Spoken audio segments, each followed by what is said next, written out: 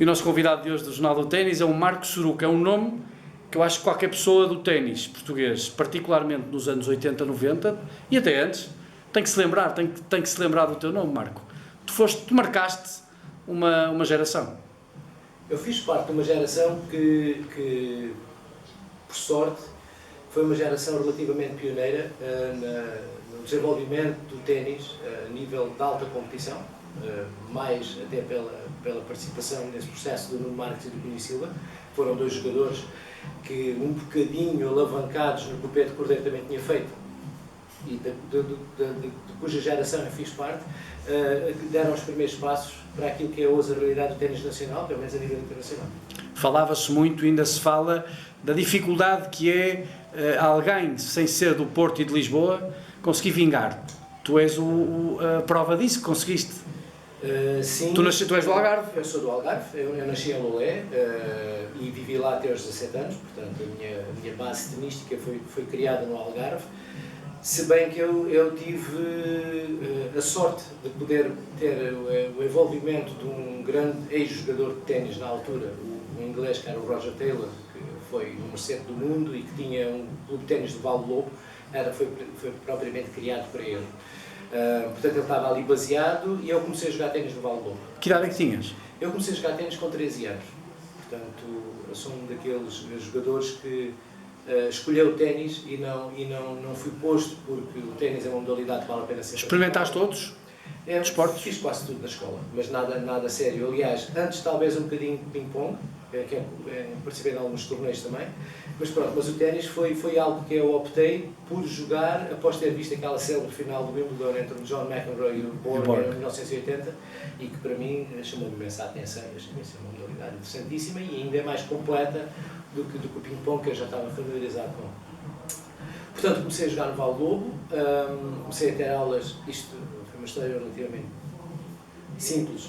Eu pedi uma raquete ao meu pai a seguir à final do Wimbledon e o meu pai deu-me uma raquete e disse: bom, mas agora mais vale que tu aprendas a jogar ténis, ter uma raquete sem saber não vale a pena, portanto, se tu quiseres, eu vou encontrar um sítio para teres umas aulas, pelo menos ficas a saber a jogar. E assim foi, ele andou procurar no Algarve onde seria um sítio mais viável, Val do Lobo era mais próximo da nossa casa, acabámos por ir para o Val do Lobo, comecei a ter aulas com um treinador, com um professor lá do clube. Quem era, lembras-te? Lembro, Adrian Sincox. Inglês também? Inglês também, porque o Roger Taylor trazia o staff dele exclusivamente de Inglaterra, ele trabalhava quase exclusivamente com o mercado inglês, arranjava clínicas de verão, clínicas para séniores e depois também tinha alguns jogadores de competição que treinavam quase exclusivamente com ele. E comecei a treinar com o Adrian e ao fim de 2 meses o Taylor chegou um dia ao pé de mim e disse: olha, se quiseres daqui para a frente agora treinas comigo. Portanto, ele deve ter visto que eu viu alguma coisa. Tinha, pelo menos, talento, não sei até que ponto é que poderia sobressair, mas a dedicação eu tinha de certeza, porque fiquei apaixonado pelo ténis desde o primeiro dia que comecei a jogar. Tanto mais que eu tinha uma aula de 1 hora, uma aula normal, e depois estava no mínimo 2 horas a jogar à parede, a tentar produzir aquilo que tinha aprendido. Portanto, a dedicação era plena. Era quase total. Aquilo tornou-se para mim quase uma... não posso dizer uma obsessão tem uma conotação negativa, mas foi algo que preencheu em grande parte o meu cotidiano e a escola para mim passou a ser um projeto secundário e eu estava sempre à espera de poder... Como é que os teus pais geriram isso? Deram-te liberdade para... Deram. Os meus pais, independentemente da geração, independentemente de serem pessoas da província, que na altura a província, e eu notei isso um bocadinho a diferença quando comecei a vir para Lisboa, portanto, a mentalidade às vezes um bocadinho mais fechada, um bocadinho mais antiquada, mais tradicional, mas eles sempre foram pessoas um bocadinho fora da caixa e na realidade o que era mais importante para eles era que se eu tinha algo com 13 anos que eu queria mesmo fazer, e que não fosse algo, que fosse uma estupidez, fosse uma coisa má para mim, portanto que deram-te livre-arbítrio. Deram livre-arbítrio e deram uma possibilidade, criaram as condições para que eu pudesse fazer na medida que eu queria. Ou seja, se eu queria mesmo ser um jogador de competição um dia e sonhava vir a ser profissional, portanto eles tentaram criar as condições e conseguiram para que eu pudesse ter a possibilidade de o fazer. Talvez por essa abertura tu tenhas sido bem sucedido, digo eu, e tenhas dito, já que eles me deram a confiança, eu vou levar isto a sério? Também, porque é daquelas coisas, quer dizer, se tu te sentes apoiado, seja em que projeto for, teus pais, se os teus filhos se sentem apoiados pela família, é uma mais-valia para que eles tenham motivação e para que eles consigam superar as dificuldades que qualquer projeto traz de uma maneira um bocadinho mais fácil, não é? Quer dizer, tem o apoio familiar, tem a confiança da família, sem dúvida que isso é um combustível e é um alento muito bom para quem está a ter um percurso qualquer que seja difícil. Nesse período em que começas a treinar com o Taylor e começas a sobressair, há algum momento em que tens que sair do Algarve e vir para Lisboa? Isto é assim, o meu percurso torna-se uma coisa muito sui generis, que eu na altura, como não tinha termo de comparação, também não soube avaliar. Para mim era um processo até, de certa forma, lento, mas a verdade é que eu comecei a jogar ténis com 13 anos e meio e com 16 eu era o número 2 da Seleção Nacional Sub-16. Portanto, eu ultrapassei essas barreiras todas de evolução em 2 anos e meio de ténis, um bocadinho menos de 3 anos. Sem experiência competitiva compatível com o nível que eu tinha, técnico e físico, mas muito determinado e também muito alavancado na confiança que eu tinha no Roger Taylor e no feedback que eu tinha dele em termos de trabalho e do meu potencial e das minhas possibilidades e dos meus objetivos. Portanto, sem dúvida que houve ali uma altura que eu cheguei a uma determinada fase em que, pronto, só para te dar um exemplo, eu com 15 anos fui juiz de linha para ganhar algum dinheiro da Winter Cup de Sub-16, organizada no Hotel Dom Pedro em Vila Moura, com 15 anos, e com 16 anos eu era o número 2 dessa mesma seleção com os mesmos intervenientes. E eram jogadores que eu nunca tinha... Ou seja, os teus colegas juízes de linha do ano passado estavam-te a ver jogar e a fazer o teu jogo. Exatamente.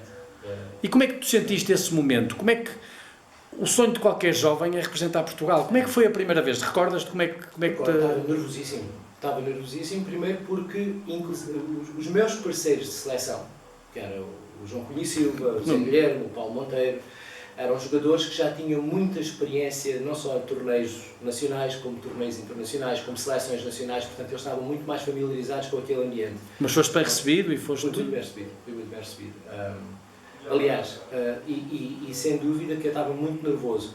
No entanto, consegui mais ou menos corresponder àquilo que seria esperado de mim.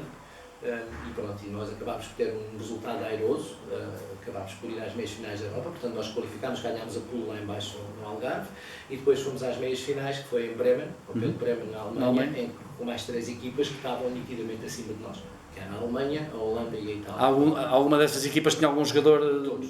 Todos. Na Alemanha tinhas o Boris Becker, que um ano a seguir ganhou o Wimbledon, tinhas na Itália tinhas o Claudio Pistolesi, que também é um jogador top 100 do mundo e ganhou o Orange Bowl 2 anos a seguir, de sub-18, e tinhas na Holanda tinhas o Mark Covermans. Depois esteve no Porto e ganhou no Porto Open. Um jogador também profissional de alto nível, portanto nós estávamos ali um bocadinho, o patinho feio a quarta equipa dessa pool, dessa fase final, e confirmou-se, ficámos em quarto lugar. Mas estavas-me a perguntar em ter vindo para Lisboa. Sim. Então, o que aconteceu aqui foi que, a partir de uma determinada altura, quando eu atingi este nível, a nível nacional, que estava entre os melhores do meu escalão de sub-16, a minha responsabilidade aumentaram um bocadinho também a função de onde eu já me estava a situar. Agora, daqui para a frente eu tinha que ter um percurso um bocadinho diferente do que até ali. Eu treinava muito bem com o Roger Taylor é um treinador fenomenal, um bocadinho também pouco ortodoxo na sua forma de treinar, mas que era muito prático e deu uns conceitos muito práticos de como jogar e de como ser eficaz, muito alavancado na preparação física, na resistência mental, na consistência, na aceleração. Não me deu, ou se calhar não teve sequer também tempo suficiente para polir o meu jogo e dar-me um jogo mais multifacetado, mas aquilo que era o essencial para mim, que era um serviço decente e um jogo de fundo do campo bem sólido e com confiança, isso foi algo que eu consegui com ele. O que aconteceu é que o Roger Taylor, quando eu no meu primeiro ano de júniores, o Roger Taylor trouxe ali um momento de alguma instabilidade familiar dele, com um divórcio e tudo, e ele deixou de estar muito presente no Algarve. Portanto, eu acabei por estar... Mais sozinho? Muito sozinho. Eu andava a procurar alternativas para poder treinar. E chegou ali uma altura em que eu já tinha objetivos relativamente concretos em relação ao que ia ser o meu próximo passo, rankings a atingir, torneios que eu queria participar, torneios a nível internacional do meu escalão, e com o Taylor acabei por perder ali algum tempo que ele não me conseguiu dar o acompanhamento nem a dedicação que ele tinha tido até ali. O que fez com que eu tivesse que procurar umas condições diferentes e vim para Lisboa. Comecei a treinar com o Daniel Costa, que ocupava na altura, tinha o João Cunha Silva, o melhor jogador do meu escalão, e provavelmente já naquela altura... E foi número 1 do mundo júnior. Foi número 1 dos júniores no ano a seguir, número 1 do mundo, e também estava o Sté Rebelo, portanto a Marta Varanda também, portanto havia um núcleozinho, era uma mini academia, um mini grupo de competição que estava baseado no CIF e que eu integrei esse grupo. Portanto, essa foi a minha vinda para Lisboa. Fez-se, não tanto por não ter as condições no Algarve, mas de facto o meu treinador deixou de estar disponível. Como é que tu... ontem o Sotero contava-me uma história, penso que também deves ter ido no carro, iam para a Itália, um nevão e ficaram presos na estrada. Marta Varanda falou numa série de... não era contigo. Daniel Costa, portanto os intervenientes eram quase todos. Provavelmente antes. Eu tive algumas aventuras com o Daniel Costa, porque bastava treinar com ele para ser uma aventura. Mas por todos os efeitos, nessa viagem... Viagens que faziam, viagens para torneios. Tipo do género, nós fomos para a Suíça uma vez com o Cunha Silva, com o Miguel Porto Real, com um carro emprestado do meu pai, que era um Mercedes velho que o meu pai tinha, que podia dispensar porque o carro do Daniel tinha arrebentado, não se sabe onde. Portanto, nós fomos naquele carro só pegava de empurrão e depois já nem de empurrão pegava. Portanto, aquilo tínhamos que andar à procura, às vezes, de descidas para deixar o carro estacionado. Para depois ele pegar? Portanto, aquilo, o nosso aquecimento para os jogos era empurrar o carro mais do que propriamente um aquecimento adequado para o que nós íamos a fazer a seguir. Quando chegas a Lisboa e começas a treinar, acreditas, pelo que vês, com o João a conseguir também chegar longe, acreditas que com mais treino podias também chegar ao topo do ténis e ser profissional? Sim. Também, claro que acreditava. Tanto que acreditava que eu teria tido a possibilidade de ir treinar para o estrangeiro. Tiveste aqueles convites para os Estados Unidos também? Ou... Tive convite para uma bolsa de estudo para os Estados Unidos, isto no último ano de júniores, depois de ter jogado o Orange Bowl. Eles têm alguns olheiros, aparentemente, lá, e quando cheguei a Portugal recebi um telefonema de alguém que me viu jogar, de Auburn, Alabama, a oferecer uma bolsa de estudo para poder ir jogar lá, mas pronto, não era essa a minha primeira opção, portanto também não iria agora, e não fui.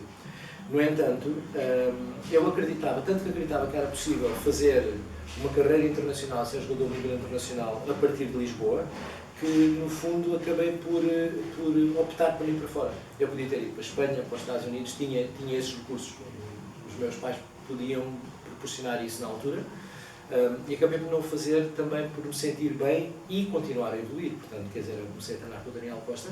O Daniel Costa, sem dúvida, que para mim, ainda hoje, continua a ser uma das referências como treinador da história do ténis nacional. Portanto, um treinador com uma forma de encarar o ténis de competição e com uma metodologia muito avançada para a altura. E sem dúvida que os resultados apareciam, quer dizer, foi ele que fez, na realidade, o Cunha Silva, o Suster também, propriamente dito, foi ele que poliu e que desenvolveu o Suster, o Marta a mesma coisa, e eu evolui bastante com o Daniel. Eu, como estava a dizer antes, com o Taylor, trabalhava fundamentalmente a parte física a 100%, trabalhava muito no fundo do campo, de uma forma agressiva com o top spin, depois acabou por ser também um bocadinho a forma de jogo, de uma maneira mais evoluída na minha carreira, mas de qualquer maneira os traços estavam lá, a base era essa, foi criada pelo Taylor, mas o Daniel começou a polir mais o meu jogo, a dar-me outras alternativas, dar-me outras possibilidades, variações de jogo, variações de colocação, a complementar mais a minha forma de estar no campo e de implementar a minha tática, e sem dúvida que eu evolui bastante com o Daniel. Como é que foi a partir daí? Tu tiveste pontuação, tiveste ranking ATP, foste 680 ATP, sim. Que eu acho que é muito diferente. Este 680 é agora um 200 e tal, porque Antigamente, para chegar a este ranking, era preciso muito. Havia muito menos torneios. E recordo-me, por exemplo, dos satélites, que era preciso jogar 4 semanas e só ias aos Masters da quarta semana se tivesses pontuação nas 3 anteriores. Portanto, era uma luta muito diferente. Hoje em dia, com o telemóvel marca-se uma viagem, antigamente tinhas que ir a uma agência, tinhas que ver, os preços eram caríssimos, portanto, eram tempos muito diferentes, Marco. Eram tempos muito diferentes, o que não invalida que, sem dúvida, os jogadores que hoje estão no top 300, 400 do mundo são todos grandes jogadores. O ranking existe, mas o nível está todo completado. Mas, de facto, haviam algumas diferenças que, na minha opinião, eram significativas na facilidade de obter pontos, porque hoje em dia tu tens futures espalhados por todo o mundo, em que tu entras praticamente sem ranking. Quer dizer, se fores corajoso e tiveres recursos financeiros... Jogas o qualifying, estás lá? Sim. Vais jogar na Nigéria, vais jogar no Vietnã, vais jogar em sítios que muito provavelmente os jogadores que estão mais confortáveis não querem ir. Claro. Dizem, posso jogar na Europa, posso jogar nos Estados Unidos, Sim. tenho nível para ir buscar pontos aqui, não preciso ir me expor a condições às vezes um bocadinho mais agrestes, em que na realidade até podem existir insegurança e tudo mais. Portanto, é mais fácil ter acesso a pontos hoje em dia. Há muito mais opções. E na altura o que acontece é que, como tu dizes e bem, para se ganhar um ponto ATP tinhas que ficar entre os 16 primeiros de 4 semanas num circuito satélite e só somavas pontos se na quinta semana ganhasses rondas. Portanto, efetivamente eram 5 semanas para se ganhar pontos. Tanto mais que tu notas que hoje em dia, tu para estares em 600 do mundo tens se calhar 50 pontos, na altura tinhas... No momento em que começas a perceber que é difícil e que as condições também não são as melhores como são hoje, como nós vemos que hoje é mais fácil para os jogadores de ténis, há algum momento em que tu percebas que o ser profissional de ténis, que era o sonho que tu tinhas aos 13 anos e meio quando começaste a jogar, ia-se dissipando ou foste acreditando até que idade? Não, curiosamente eu fui acreditando até acabar, porque eu tive uma carreira muito curta. Eu com 23 anos tive uma lesão grave no joelho que impossibilitou-me de jogar durante praticamente 2 anos e depois a minha vida também tomou outro rumo e acabei por pôr a competição num plano muito secundário e comecei a trabalhar como treinador. Mas para todos os efeitos até ao final eu acreditei. Eu dou-te um exemplo. Por exemplo, meses antes de eu estar lesionado eu estive a treinar nos Estados Unidos com o José Higueras. Que tinha uma academia em Palm Springs, em que ele estava a treinar na altura o Michael Chang, já tinha sido vencedor de Roland Garros, estava o David Witten lá também, ia começar com o Cúria, ele já estava ali a fazer um trabalho híbrido com o Cúria. Cúria está com o Sérgio Cruz. Sim. Portanto, ele tinha uma equipa estava o Inácio Troiolo, o espanhol. Foi o primeiro caso de doping no ténis mundial. Exatamente. E, portanto, o Higueras tinha um grupo de competição muito coeso, muito bom, e eu meti-me lá no meio, tive lá 2 meses e meio a treinar. O José Higueras, o que ele fez, e eu também, de certa forma, quis ir lá para ter o feedback dele em relação àquilo que ele achava que seria o meu potencial, porque eu tenho umas características diferentes. Como eu evolui muito rapidamente no ténis, dos 13 anos até aos 17, 19, fiz um percurso que demora mais tempo em termos normais de se conseguir atingir, os meus treinadores sempre acharam, isto foi algo que pautou as decisões em termos de programação para mim, pelos 3 treinadores que eu passei, portanto eu passei pelo Roger Taylor, passei pelo Daniel Costa e a seguir pelo Vanecas. Os 3 treinadores acharam que se eu tivesse permanentemente a tentar competir a um nível mais alto do que aquele que eu provavelmente teria, talvez de uma forma natural eu rapidamente atingisse o nível de competição onde eu estaria mais ou menos imenso. Portanto, jogar sempre acima, independentemente de ganhar ou perder, treinar com os bons jogadores, ser exposto a jogos mais duros. Ou seja, o processo devia ser sempre o mesmo, independentemente do que... Exatamente. Okay. Portanto, eu nunca joguei abaixo, raramente joguei torneios realísticos para mim. O que é que isso faz? Primeiro, não ganhas pontos, porque é difícil, ganhar jogos são difíceis, e habituas-te a não ganhar. Portanto, há ali uma parte do... Mentalmente é capaz de ser mais complicado. É que tu às tantas, embora tu tenhas confiança e tenhas, de alguma forma, acabas por ter esperança que vais ser um bom jogador, mas por outro lado, dia a dia a coisa a vitória também conta, não é? Não vai materializando. Estou a treinar muito bem, sim, mas depois não ganho. Tenho um jogo muito duro, mas não estou habituado a ganhar, portanto a minha probabilidade numa situação de decisão Se eu não estou muito habituado, provavelmente pela negativa que vai acontecer com mais frequência do que pela positiva. Portanto, vou perder mais jogos que ganhar. Mas tu tinhas esse discernimento na altura ou agora é que tens essa análise? Eu tenho, agora faço as análises todas a posteriori. Na altura não. Na altura diziam para fazer isto e era muito fiel e confiava nos meus treinadores, portanto é isso mesmo que eu preciso fazer. E mesmo que perca, é de começar a ganhar. No entanto, chegou ali uma fase também que eu precisava de um feedback de alguém um pouco mais experiente ao nível de competição que eu um dia ambicionava ter, no caso do Jaigueiras, e fui treinar com ele e queria também perceber onde é que ele achava que eu podia me situar. E o Jaigueiras, de facto, transformou em 2 meses e meio o meu ténis muito mais agressivo em termos de postura no campo, posicionamento. Eu antes jogava muito bem e era, de facto, eu equilibrava com os jogadores a nível mundial. Tu atrás eras muito forte, sim. Mas a transição para mais em cima do campo sim. E a transição para a rede, aquela fase de transição para vir aproveitar os danos que eu causava cá atrás, acabou por não ser um jogo que fosse muito fluido e como eu tinha muito espaço a percorrer até à frente, eu chegava muitas vezes a desequilíbrio, chegava atrasado, portanto não decidia bem as jogadas e era um jogo que não tinha um jogo completo. Portanto, o Higueras olhou para mim e disse, ok, agora vamos começar a trabalhar, vais fazer tudo o que fazes, mas com a bola do meio corte para a frente. Isso serve, basta só isso, basta o facto de estar mais em cima do campo, serve como catalisador para desenvolver todo o resto do jogo. Claro. Porque tu acabas por criar oportunidades que se tornam relativamente mais cómodas de vir aproveitá-las. Fazer o approach. 2 metros de distância do primeiro vôlei em vez de estás a 7 metros de distância. Portanto, e quando ele desenvolveu e viu que de facto ele estava a melhorar bastante nessa evolução, ele próprio disse que ele achava que em 2, 3 anos eu estaria no top 150 do mundo.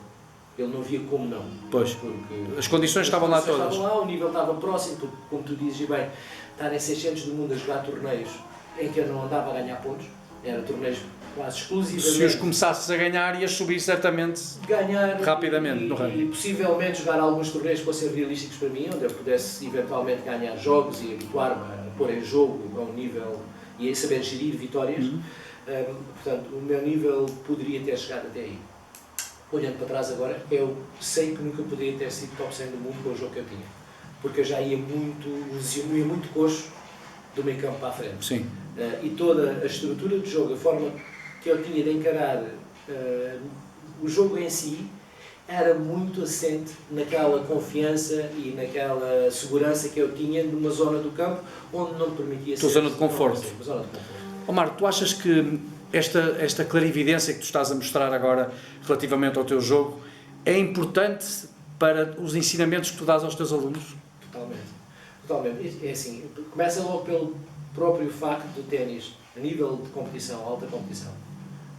Um treinador, quer nós queiramos, quer não, eu diria que a maior parte dos seus conhecimentos, da sua capacidade de ensinar e de perceber o que é que está a passar com os jogadores e de poder até ser relativamente flexível, é adquirido de uma forma quase empírica. Nós podemos dizer, os cursos são importantes, são com certeza importantes ter os cursos, é importante ter a formação toda possível e imaginária, porque o ténis está... Mas não há nada como a experiência, não é? A experiência é insubstituível e a experiência é onde se fazem as diferenças, porque na realidade sentires e poderes de alguma forma ter empatia com algumas situações que os teus jogadores estão a passar, porque tu já as viveste, tanto como jogador, até inclusive como treinador, porque não tens necessariamente ter sido um grande jogador para ser um treinador. Mas estiveste lá. Tens de estar metido nos processos, ou como jogador ou como treinador.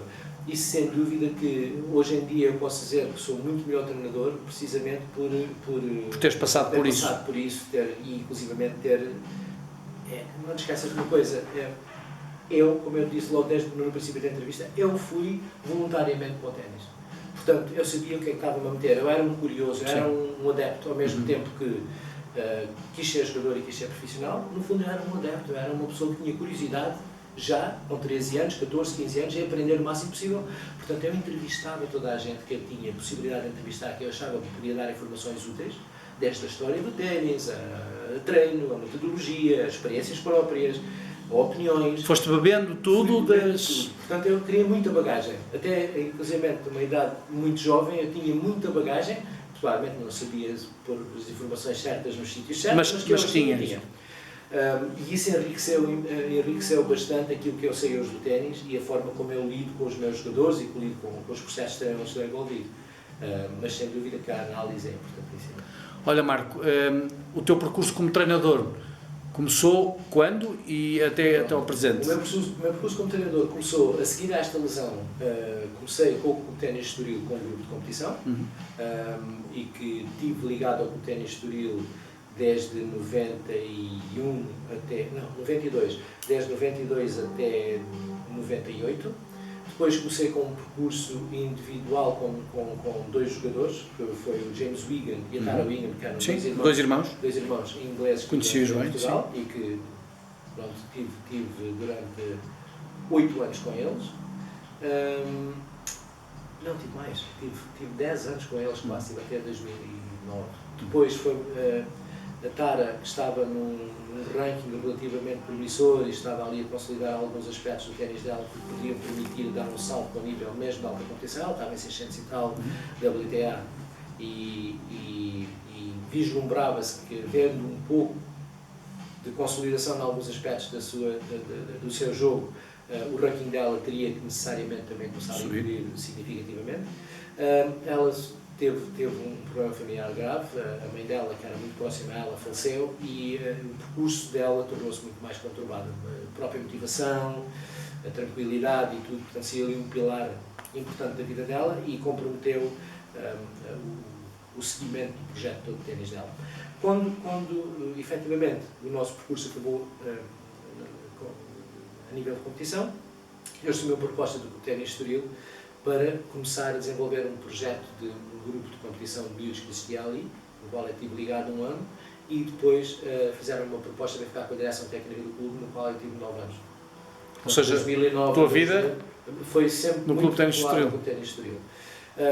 Depois, em 2019, foi-me feita uma proposta para ficar com a área mais de relações públicas, international relations e desenvolvimento toda da área social do clube. De certa forma era um desafio e entrou o Paulo Travassos para as minhas funções e eu saí para ali.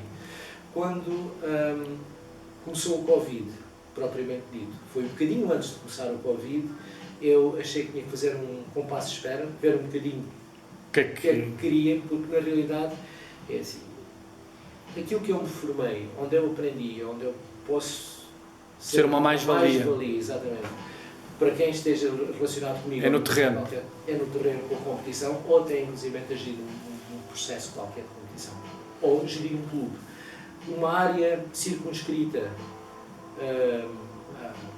a publicidade, ou marketing, ou relações públicas, ou desenvolvimento de 2 ou 3 aspectos da vida de um clube, eu acabo por não me sentir muito motivado e sinto que estou subaproveitado.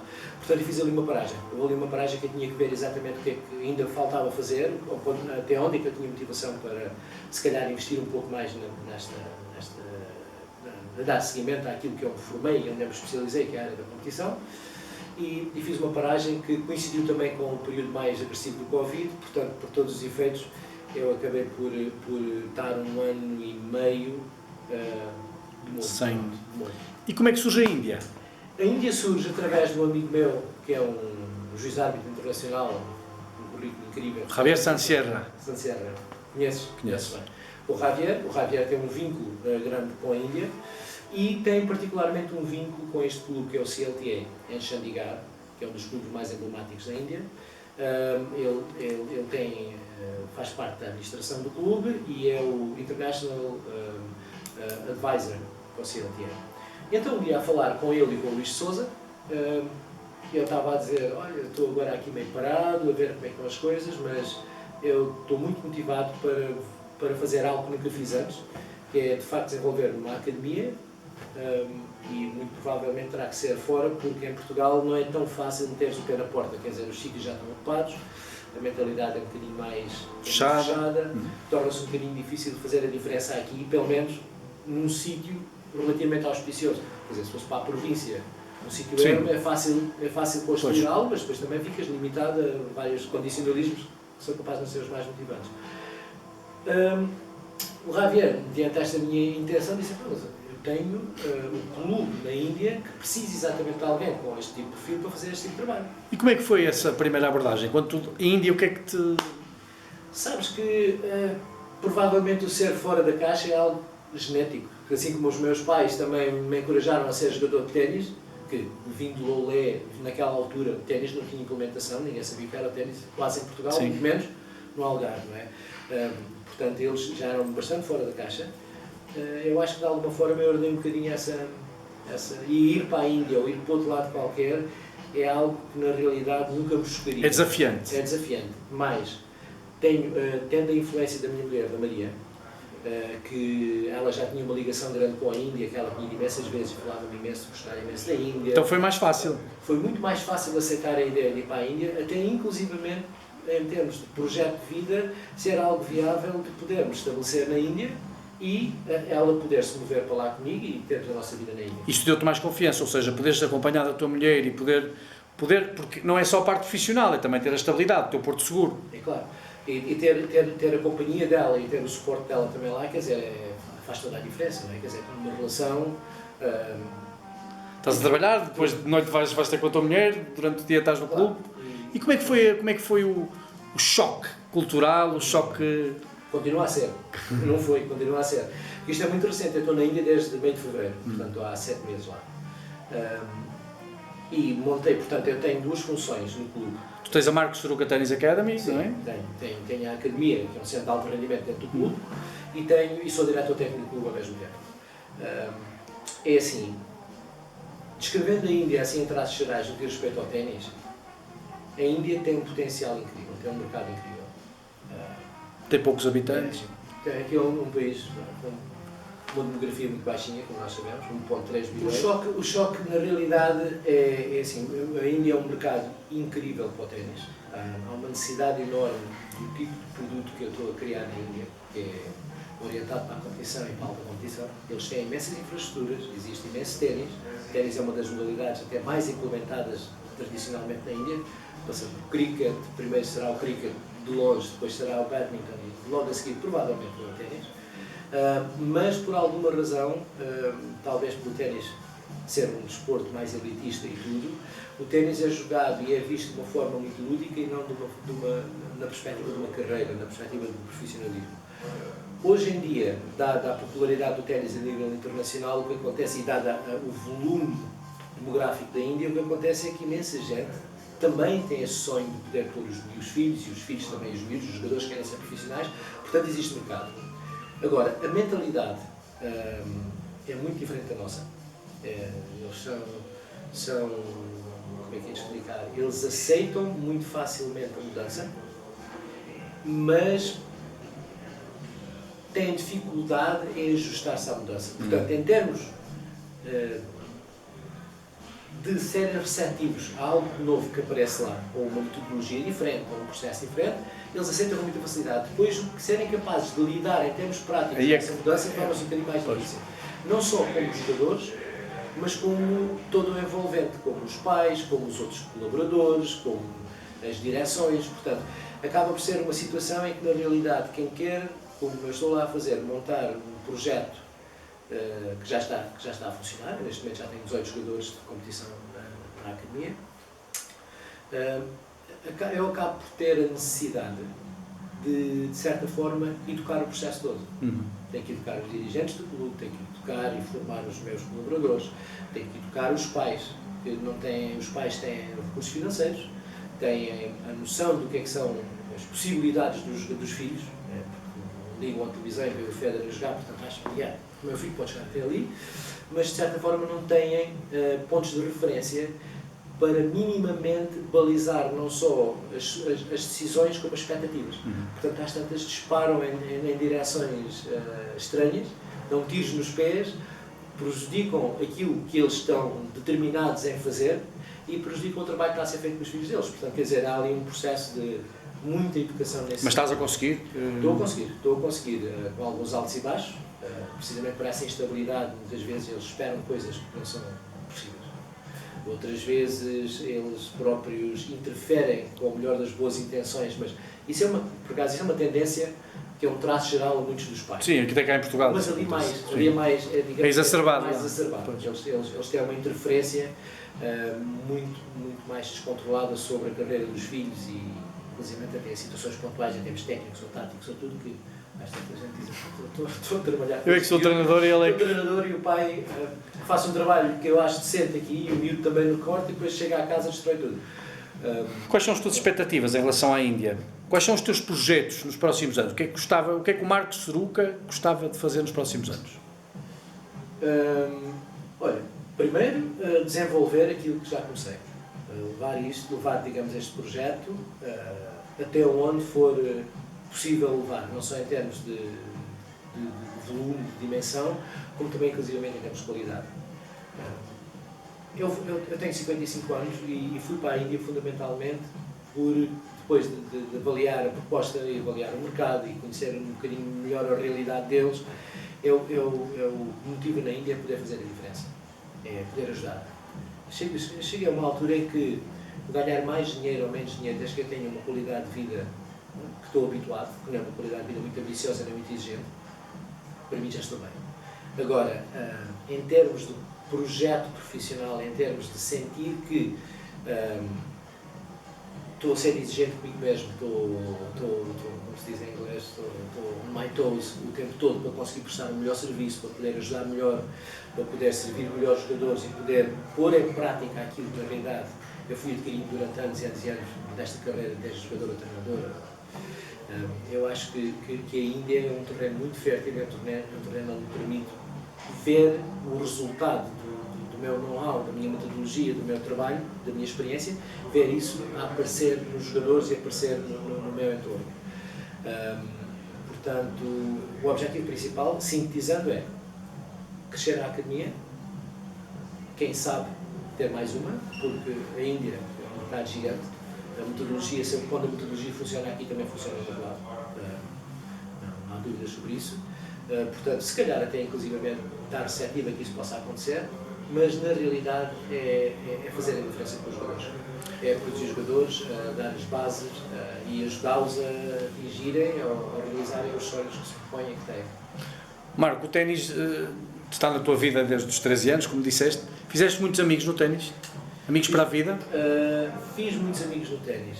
O grande problema, ou seja, é assim, é muito mais fácil fazer amigos quando tu estás vinculado a um clube em que tu cresces num grupo de jogadores, como tinha o Clube de Ténis do Porto, como tinha o CIF, em que aquele núcleo de 7 ou 8 ou 10 jogadores, embora um tenha mais 2 anos do que o outro, outro tenha menos 2 anos, são jogadores que crescem juntos e ficam com esses laços para sempre.